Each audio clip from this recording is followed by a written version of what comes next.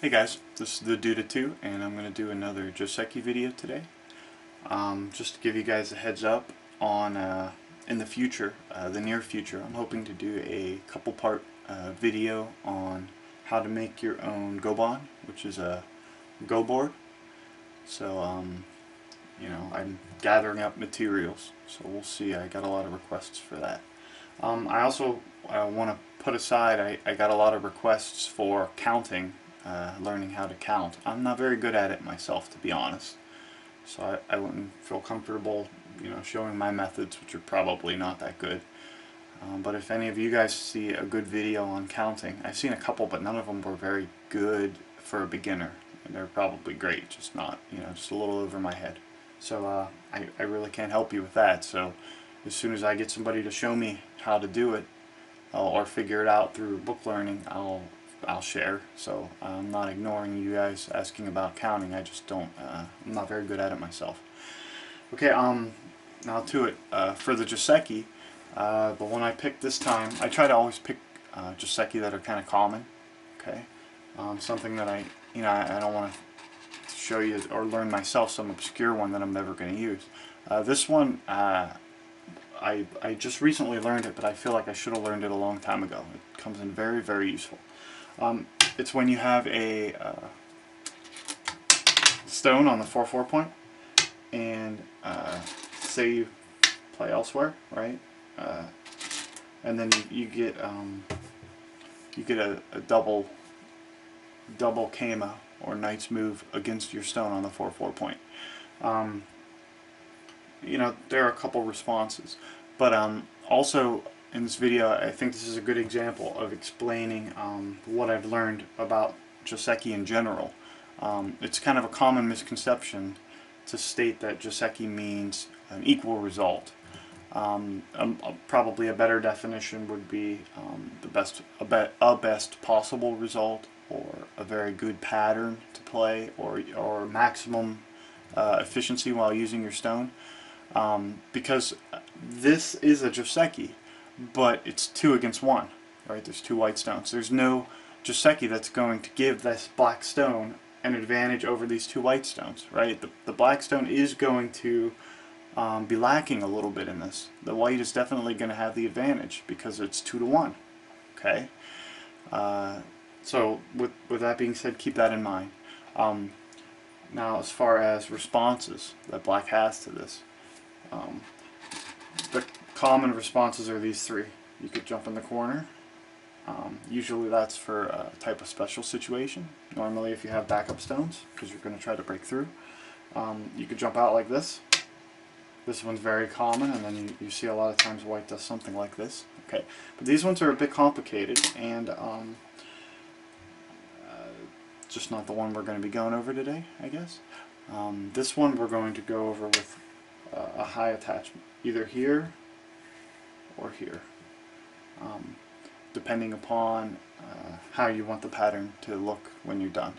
Okay, so we'll go this way, and I'll kind of explain what I feel is going on with this. Basically, black's saying is, I want out. Okay, well, white's going to do a wraparound or a hane here, saying I don't want you to go out.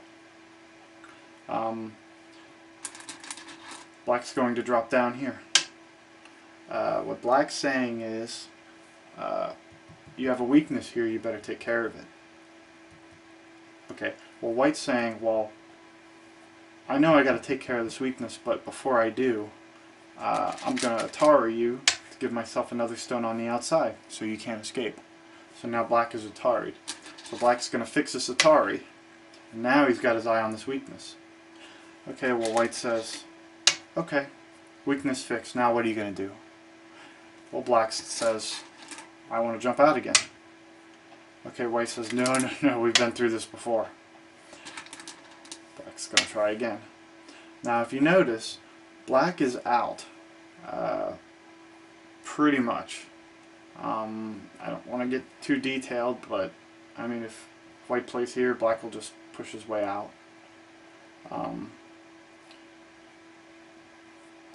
There's a cut point here that could lead to trouble.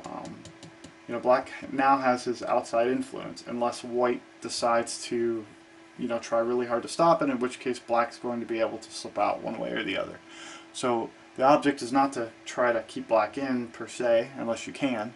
The object is to get good profit for white because you have black outnumbered, so you're going to take profit.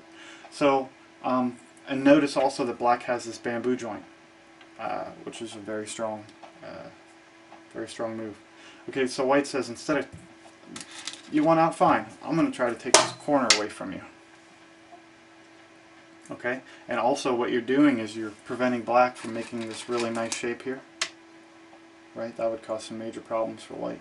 So white's going to play Kusumi, a diagonal. Okay, black's going to stop him by playing here. Well, white says, I'm going to go here. Right, black has this weakness now. If white could play here this next move, you know, black's going to be in a world of trouble.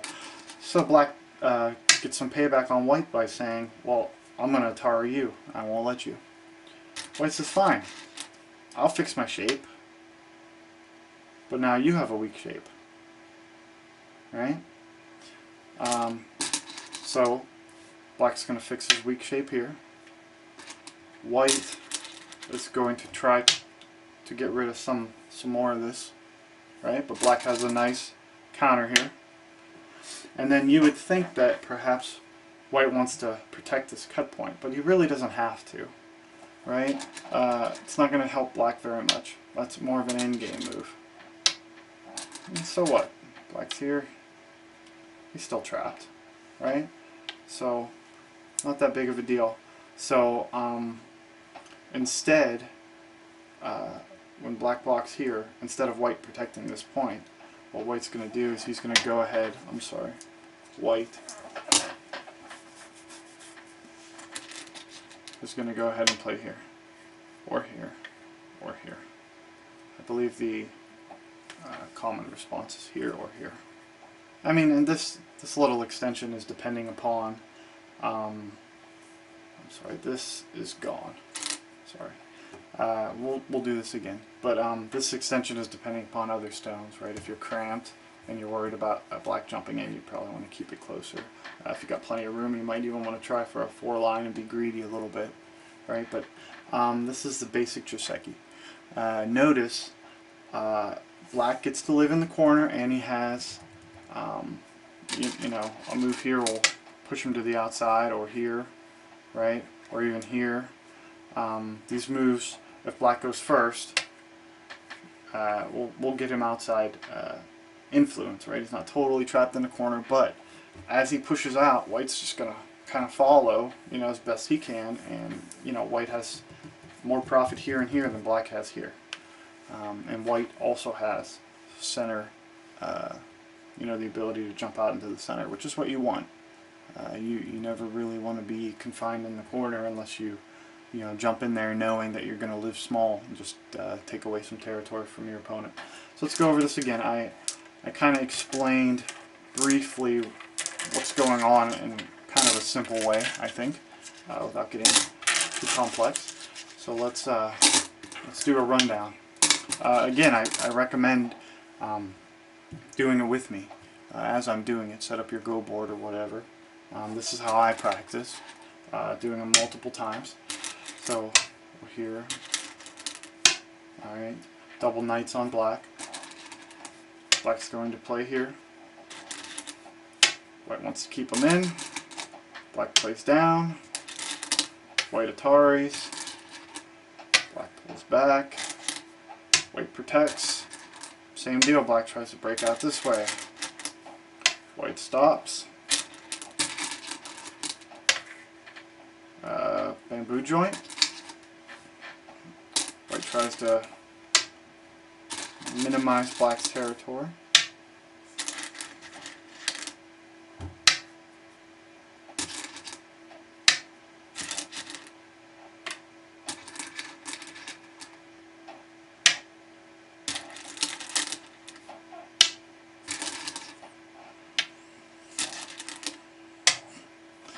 And there's your Joseki.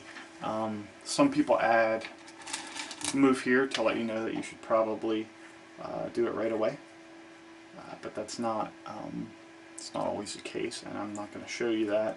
But just keep in mind that it's usually a good idea, depending upon how everything is, because this group's settled. You could Tanuki, you could play elsewhere, and your group will live.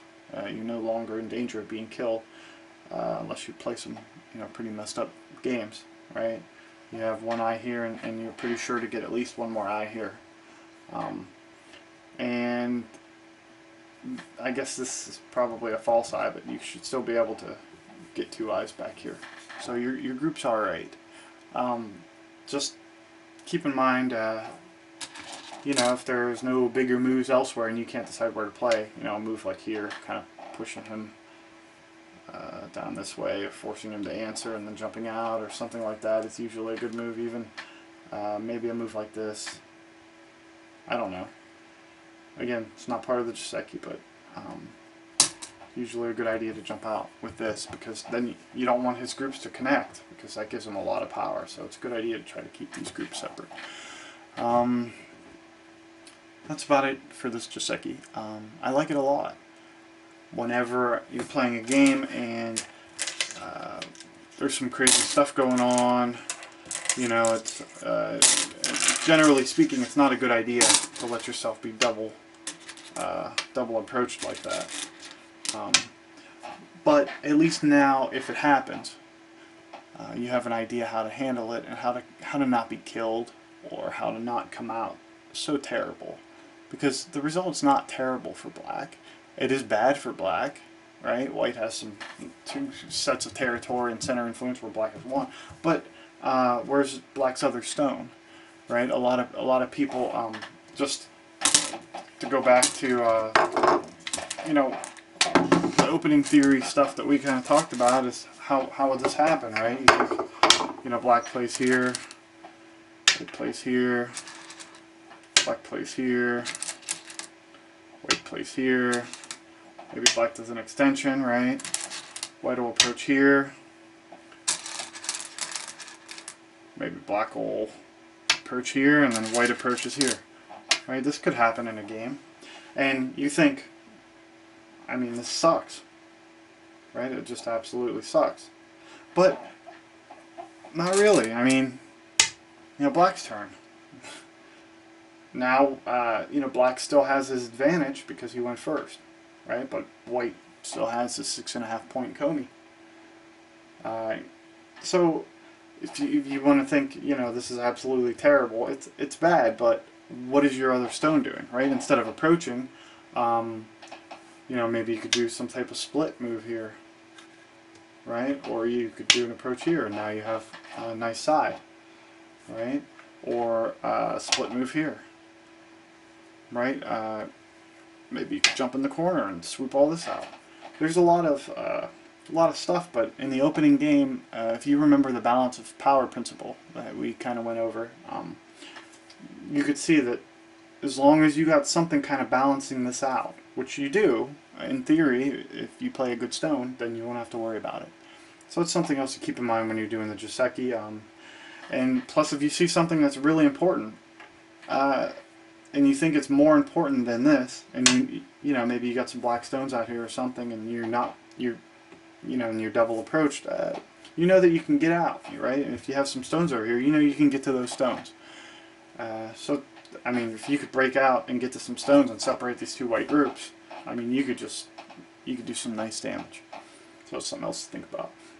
Want to thank you guys. I got close to 300 subscribers. I'm thinking if I hit 500, I want to maybe do a giveaway or 2, because I got a lot of extra Go stuff. And some of you guys were asking about sending me stuff. I really don't think I'm worthy of anything like that. If you maybe want to send me some stuff to do a review on, then that would be great. I'll ship it back to you, after we do a review or whatever. So it's just something to think about. You could email me at theduda2@gmail.com if you have any questions about anything, or just keep messaging me YouTube. I want to thank you guys for everything. That's about it. Hope you guys enjoy this Joseki, and keep watching for my homemade Goban. Have a good day, guys. Later.